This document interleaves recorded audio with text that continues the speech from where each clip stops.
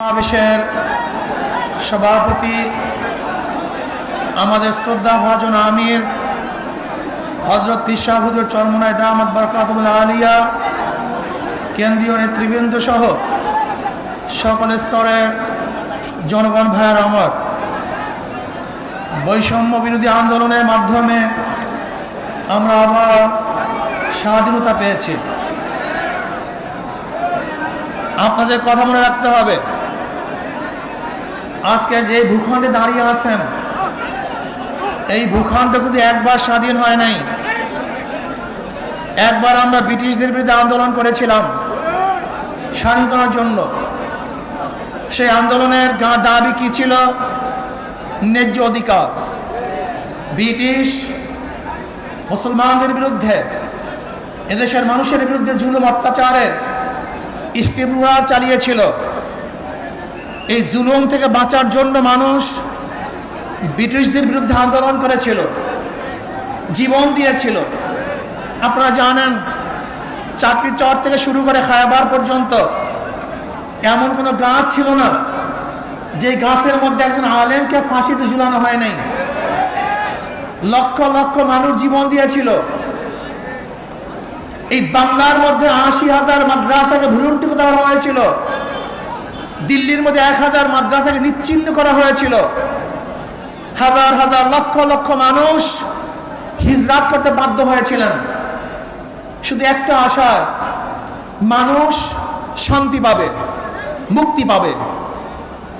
দেশ স্বাধীন হলো, ব্রিটিশ চলে গেছে, ভেবেছিলাম এবার মানুষ শান্তি পাবে, মুক্তি পাবে। কিন্তু না, আমরা দেখলাম মুসলমানদের বিরুদ্ধে ওরা আবারও ষড়যন্ত্র শুরু করেছে। মুসলমানদের অধিকার প্রতিষ্ঠিত হচ্ছে না, মুসলমান অধিকার পাচ্ছে না। আবার মুসলিম লীগের নেতৃত্বে এদেশের মানুষ আন্দোলন করেছিল, সংগ্রাম করেছিল মুক্তি পাওয়ার জন্য, শান্তি পাওয়ার জন্য, নিরাপত্তা লাভ করার জন্য। পাকিস্তান নামীয় একটা ভূখণ্ড আমরা পেয়েছিলাম, ভেবেছিলাম আমরা শান্তি পাবো, মুক্তি পাবো। পাকিস্তানের দুইটা অংশ, পশ্চিম পাকিস্তান, পূর্ব পাকিস্তান। এই পশ্চিম এবং পূর্ব পাকিস্তানের মধ্যে ১৭০০ কিলোমিটার ডিস্টেন্সের মধ্যে একই নামে দুইটা রাষ্ট্র ভাগ হয়ে ভারত থেকে ভাগ হওয়ার কারণটা কি ছিল? একমাত্র অধিকার, একমাত্র শান্তি, একমাত্র মুক্তি। কিন্তু আমরা কি দেখেছি? পশ্চিম পাকিস্তানের লোক আমাদেরকে মুক্তি দেয় নাই, অধিকার ফিরিয়ে দেয় নাই। তারা বৈষম্যতা সৃষ্টি করেছে।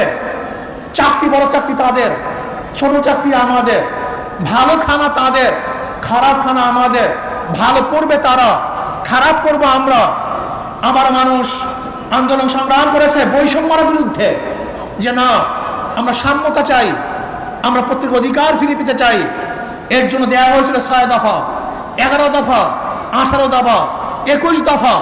মানুষের সেই দফার মধ্যে শুধু একটাই স্লোগান ছিল, আমরা মুক্তি চাই, শান্তি চাই। এই শান্তি পাওয়ার জন্য মানুষ আবারও অস্ত্র ধরেছিল, জীবন দিয়েছিল, রক্ত দিয়েছিল।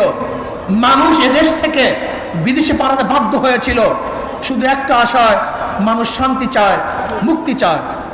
দেশ স্বাধীন হয়ে গেল হাজার রক্তের বিনিময়, জীবনের বিনিময়। কিন্তু না, ৭৫ আমরা কি দেখলাম? আমরা দেশের মানুষ যাদের নেতৃত্বে এদের স্বাধীন হয়েছিল তাদের বিরুদ্ধে আন্দোলন করেছে, সংগ্রাম করেছে। কারণটা কি? মুক্তি দিতে পারে নাই, মানুষের অধিকার ফিরিয়ে দিতে পারে নাই, বৈষম্যতা রক্ষা করতে পারে নাই, সাম্যতাকে প্রতিষ্ঠিত করতে পারে নাই। মানুষ আবারও আন্দোলন করেছে, আবারও সংগ্রাম করেছে। আন্দোলন করলাম, সংগ্রাম করলাম, সরকার পরিবর্তন করলাম। আজকে দেশের স্বাধীনতার বয়স ৫২ বছর। এই ৫২ বছরের যারা এদের শাসন করেছে, তারা একজন শাসক ছিল না, সবাই শোষক ছিল। যারা ৫২ বছর এদের শাসন করেছে, তারা জনগণের কল্যাণে কাজ করে নাই, নিজেদের দল এবং নিজের কল্যাণে কাজ করেছে। এই ৫২ বছর যারা শাসক ছিল, তারা মানুষের অধিকার প্রতিষ্ঠিত করতে পারে নাই, বরং নিজের অধিকার প্রতিষ্ঠিত করেছে, নিজের দলের অধিকারকে প্রতিষ্ঠিত করেছে। এরপরে আবার আন্দোলন হলো, এই ২৪ সনে আন্দোলন হলো। আপনারা আন্দোলনে শরীক ছিলেন। মনে রাখতে হবে, বৈষম্য বিরোধী আন্দোলনের ছাত্রদের প্রথম ভূমিকা ছিল। পরবর্তীতে এই আন্দোলন শুধু ছাত্র ছিল না, এদেশের আপামর জনসাধারণ, পুরুষ মহিলা, শ্রমিক, কুলি, মজদুর, তাঁতি, মাদ্রাসার ছাত্র, স্কুলের ছাত্র, কলেজের ছাত্র সহ সমস্ত মানুষ ঝাঁপিয়ে পড়েছে। আমরা মাঠে থেকে সশরীরে নেতৃত্ব দিয়েছি, এই শেখ হাসিনার জুলুমের বিরুদ্ধে আন্দোলন করেছি। আমরা আবার স্বাধীনতা পেলাম, কিন্তু আমরা কি দেখলাম?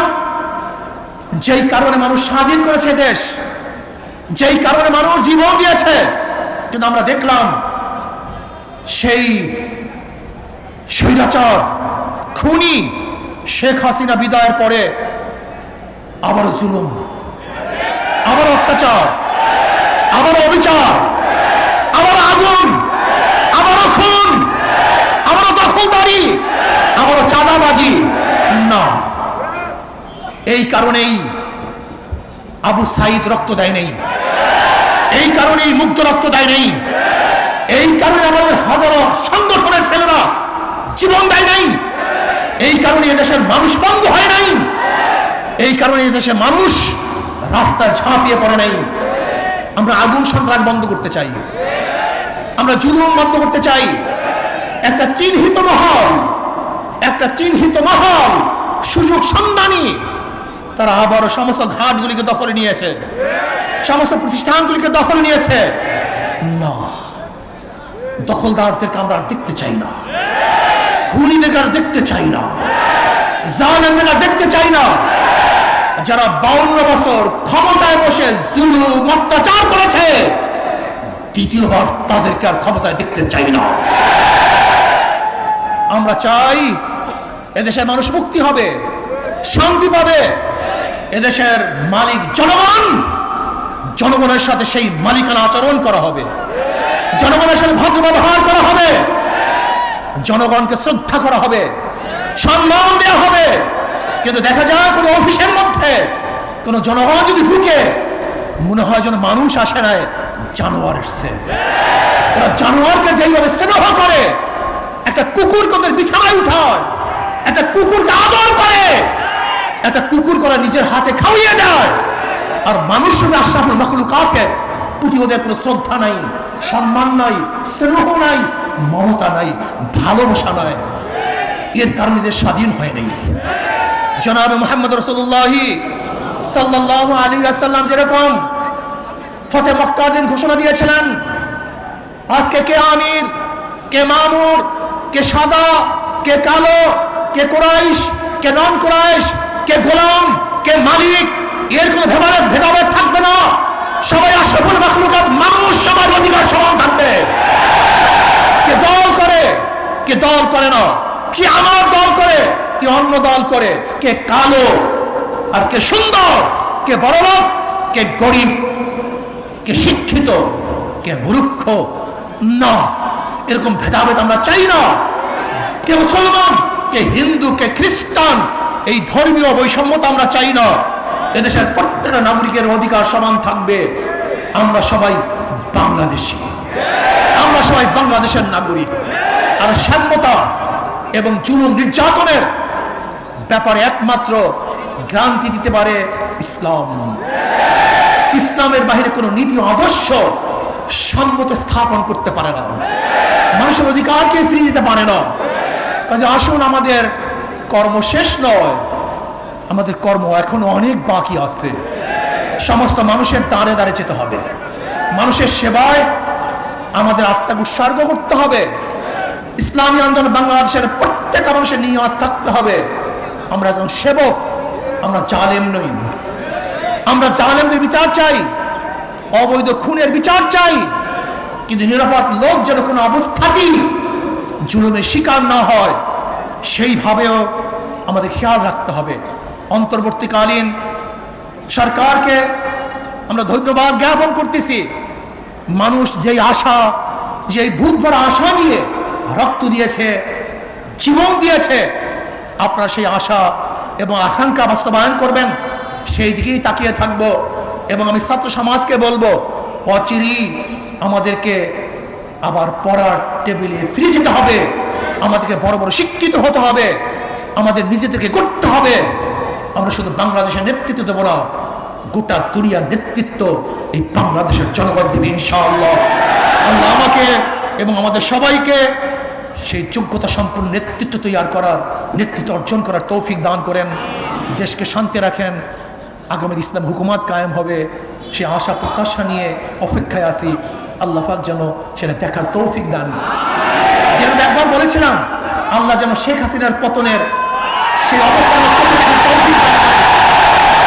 আজকে আমি বলেছি আল্লাহ যেন আমাদেরকেও সেই ইসলাম হুকুমত চোখে দেখার তৌফিক দান করেন। আসসালামু আলাইকুম।